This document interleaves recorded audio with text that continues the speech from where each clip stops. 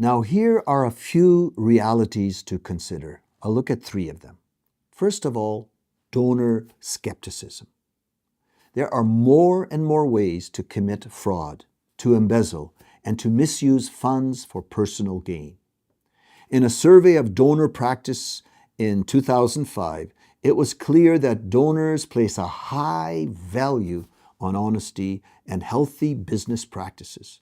Most donors said that they would stop giving if a ministry is not honest with their funds. 75% of donors said that using your gift only for what you say you will is critical for future giving. Now, I get this information from Mary Lederletner's book. Now, this information relates directly to good accounting.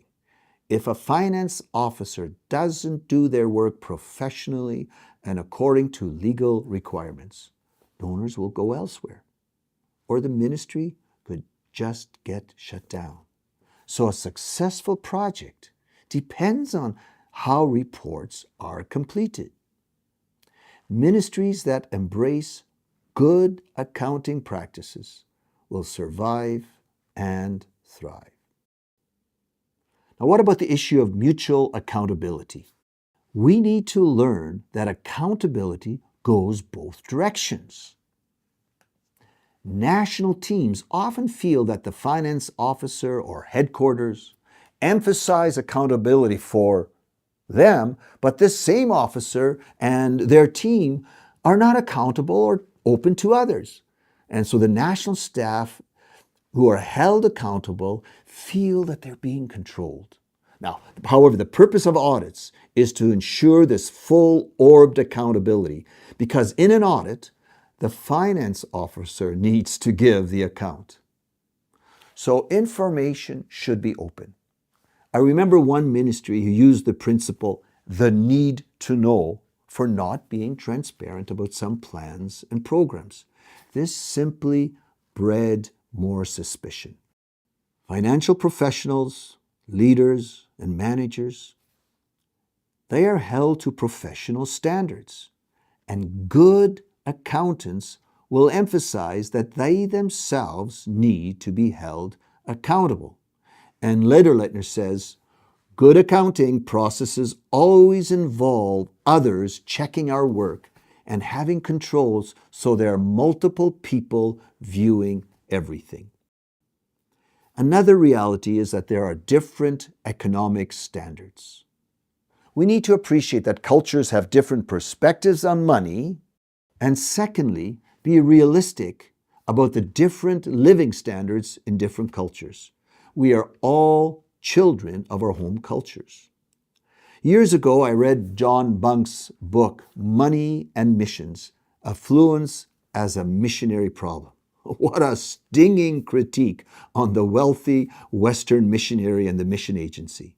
Now, Bunk told me later that if he would write the book again, he would add a chapter on money and culture. Now, maybe that chapter is this discussion, or at least I hope it can help for that. I'm reading a new book by Karen Shaw titled Wealth and Piety, Middle Eastern Perspectives for Expat Workers.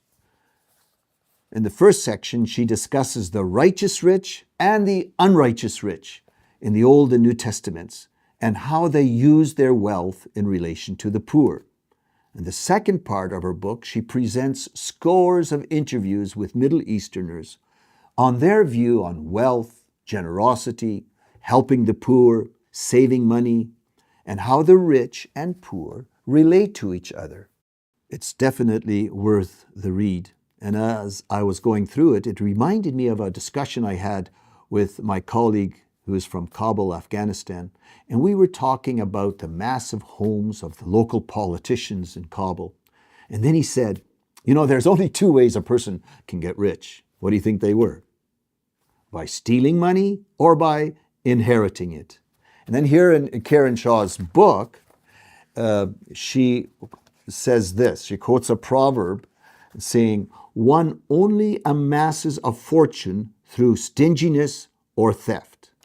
And then she cites one of her interviewees who says that even if a person inherits the money, where did their father or grandfather get it from? And the unwritten idea is that when you're in doubt, think the worst. Rather a negative view on money, isn't it?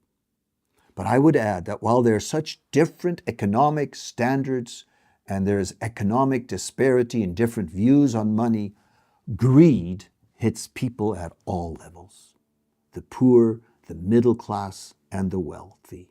We all need to combat the evils of greed and covetousness, which are rooted deep in our hearts. Let's stop for a few minutes and do this next activity, and then we'll go on to the next video.